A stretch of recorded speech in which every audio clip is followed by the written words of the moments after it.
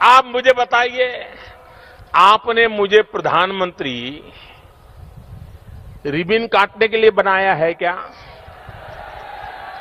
दिए जलाने के लिए बनाया है क्या? छोटे मोटे उद्घाटन करते रहने के लिए बनाया है क्या? कुछ कर दिखाने के लिए बनाया कि नहीं बनाया? मुझे कुछ कर दे के रहना चाहिए कि नहीं रहना चाहिए? आपने मुझे काम दिया है चौकीदार का। चौकीदार का काम दिया है। अब मैं चौकीदारी कर रहा हूं तो कुछ लोग परेशान हैं, उनको तकलीफ हो रही है। उनको लग रहा है ऐसा कैसा चौकीदार आ गया, चोरों के सरदारों पर ही पहले वार कर रहा है। भाइयों बहनों, देश को काले धन ने भी बर्बाद किया है, देश को काले मन ने भी बर्बाद कर दिया है। काला मन भी जाना चाहिए, काला धन भी जाना चाहिए। आप मुझे बताइए भाइयों, भ्रष्टाचार के खिलाफ लड़ाई लड़नी चाहिए कि नहीं लड़नी चाहिए?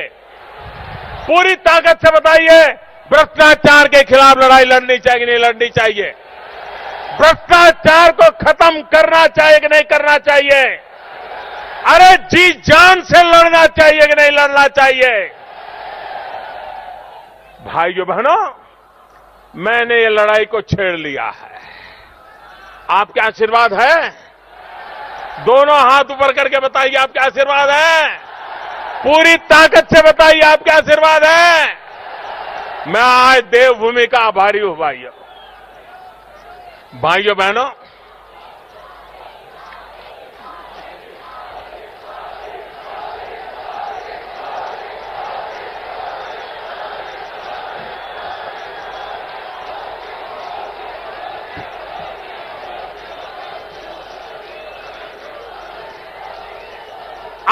आप जानते हैं, सरकार में एक ड्राइवर की नौकरी चाहिए, प्यून की नौकरी चाहिए, क्लार्क की नौकरी चाहिए, प्राथमिक विद्यालय में टीचर की नौकरी चाहिए, तो भी सबसे पहले कोई पूछता है, यार तेरे मार्क्स तो बहुत अच्छे आ गए, लेकिन कोई जान पहचान नहीं होगी तो तेरा मेल नहीं बैठेगा।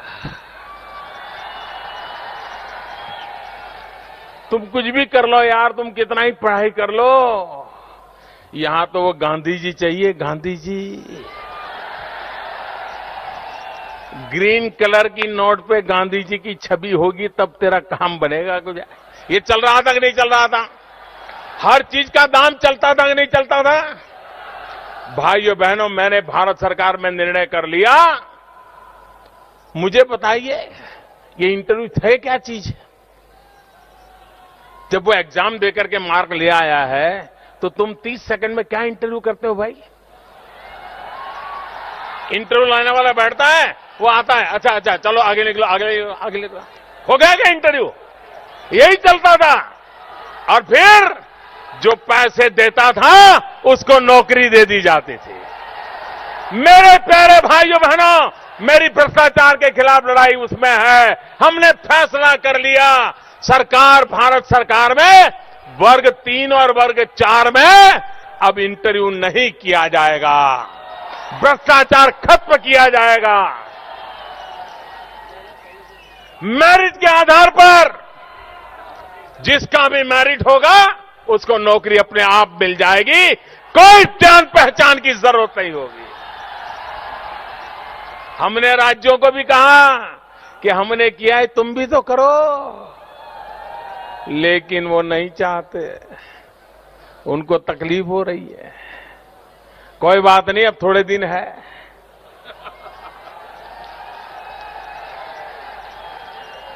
जैसे ही उत्तराखंड में भारतीय जनता पार्टी की सरकार बनेगी, ये काम उत्तराखंड में भी हो जाएगा। हम तो हैरान है साहब, हमारी तो लड़ाई ऐसी है, हम नोट घर में जमा करने वालों के खिलाफ लड़ाई लड़ रहे हैं। नोटे कपबोर्ड में भर भर करके बैठे थे, बिस्तर के नीचे रखते थे, उस पर सोते थे। बताओ, ये पैसा गरीब का है कि नहीं है? ये गरीब का पैसा लूटा गया कि नहीं लूटा गया? ये पैसा देश के खजाने में वापस आना चाहिए कि नहीं आना चाहिए? और इसलिए भाइयों बहनों, 1000 और 500 का नोट बंद करके अच्छे अच्छों के कपबोर्ड खोल दिए हमने। लेकिन बेईमानों की आदत जाती नहीं। उनके ब्लड में ही बेईमानी घुस गई है। तो उन्होंने क्या सोचा, अच्छा मोदी ने 1000 और 500 की नोटें बंद कर दी, अब मोदी को हम दिखाते हैं। पिछले रास्ते से नोट बदलने में लग गए। उनको लगता था मोदी को दिखता नहीं है। लेकिन भाइयों बहनों, उन बेईमानों को पता नहीं था कि हमें पूरी जानकारी है कि बेईमान क्या करेंगे। और आज रोज पकड़े जा रहे हैं कि नहीं पकड़े जा रहे हैं? नोटों के ढेर, सोने के ढेर आ रहे हैं कि नहीं आ रहे हैं? सबका पसीना छूट रहा है। भाइयों बहनों, ये सफाई अभियान है, सफाई अभियान। और देशवासियों ने मुझे मदद की है, इसलिए मैं लड़ाई लड़ पा रहा हूं भाई। अगर देश की गरीब जनता का मुझे साथ न होता तो ये लोग पता नहीं मेरा क्या क्या कर देते जी। अभी भी इसी फिराक में है कि मौका मिल जाए तो टूट पड़ेंगे मोदी के ऊपर। लेकिन उनको पता नहीं है 125 करोड़ देशवासियों का रक्षा कवच करके बैठा हुआ हूं। जब तक 125 करोड़ देशवासियों का रक्षा कवच है, देश को लूटने वाले हम पर उंगली नहीं उठा पाएंगे, उंगली नहीं उठा पाएंगे।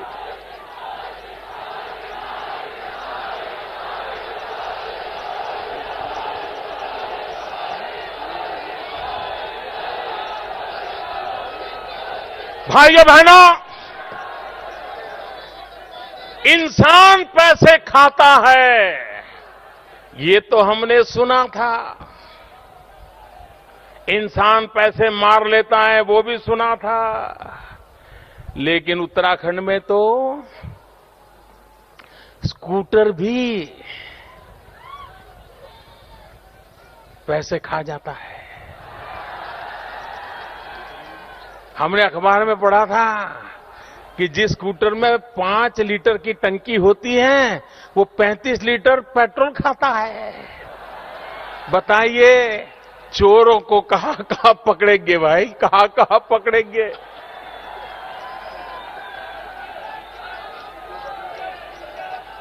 इंसान तो चोरी करता था, उत्तराखंड में स्कूटर भी चोरी कर रहा था सरकार की। भाइयों बहनों,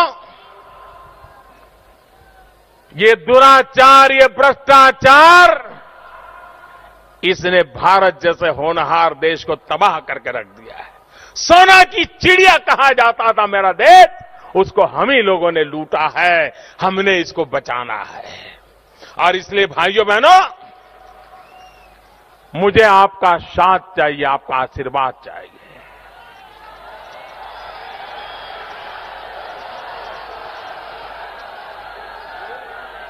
और मैंने आपको कहा था, मैं ये जानता हूं आपको काफी तकलीफ हुई है।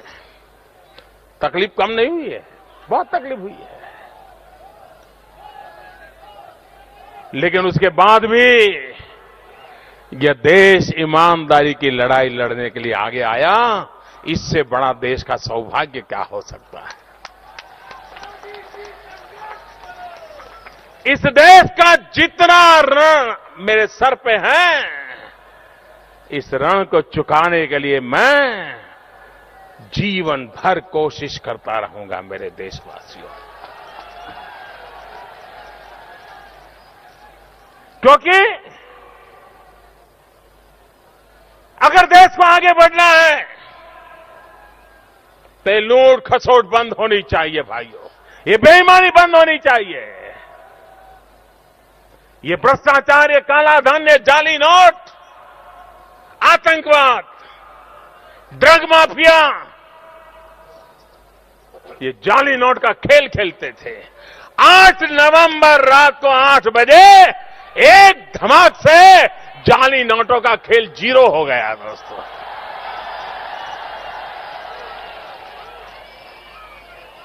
आतंकवाद, drug mafia, human trafficking, underworld, उनकी सारी दुनिया पल भर में तबाह करके रख दी भाइयों बहनों। और ये सारे फैसले देश के हित के लिए किए हैं, देश का उज्जवल भविष्य बनाने के लिए किए हैं। और मुझे विश्वास है कि सामान्य मानवी इस देश का ईमानदारी को पसंद करता है। इस देश का सामान्य मानवी ईमानदारी के लिए सहने को तैयार होता है। इस देश का सामान्य मानवी बेईमानों को नफरत करता है, बेईमानी को कभी स्वीकार करने को तैयार नहीं है। अगर कभी कुछ करना भी पड़ा तो उसको मजबूरीन करना पड़ता है। रात को वो सोच नहीं सकता, नींद नहीं आती है। ऐसे मेरे देश की ईमानदारी है।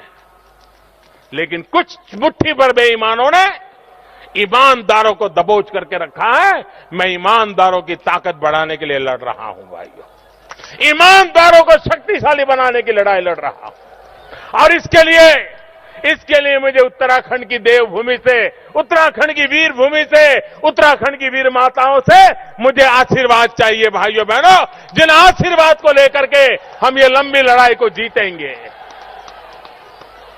भाइयों बहनों, अब कुछ ही दिनों में 2017 आएगा।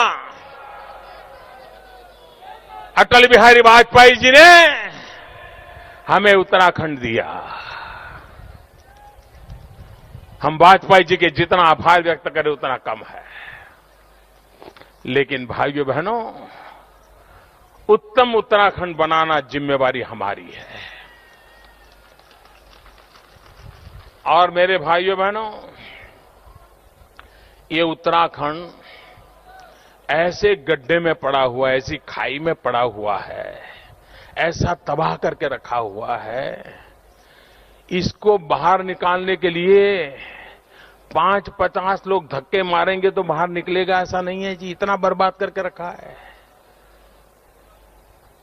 ट्रैक्टर लगा दोगे तो भी नहीं होगा जी। इस उत्तराखंड को इन मुसीबतों से बाहर निकालना है तो डबल इंजन की जरूरत है, डबल इंजन की। एक इंजन दिल्ली का और दूसरा इंजन देहरादून का। अब दिल्ली में तो आपने इंजन बना दिया है, देहरादून में आप बीजेपी का इंजन लगा दीजिए। आप देखिए, देखते ही देखते दोनों इंजन लग जाएंगे। दिल्ली वाला, देहरादून वाला, दोनों इंजन लग जाएंगे। उत्तराखंड को तेज गति से आगे बढ़ेगा, ये मैं आपको विश्वास दिलाने आया हूं। मैं फिर एक बार यहां के सभी महानुभावों का इतने बड़े विशाल समारोह के लिए आप सबका भी हृदय से अभिनंदन करता हूं। दोनों मुट्ठी बंद करके पूरी ताकत से मेरे साथ बोलिए, भारत माता की। ऐसे नहीं, पूरी ताकत से बोलिए, भारत माता की, भारत माता की, भारत माता की। बहुत बहुत धन्यवाद।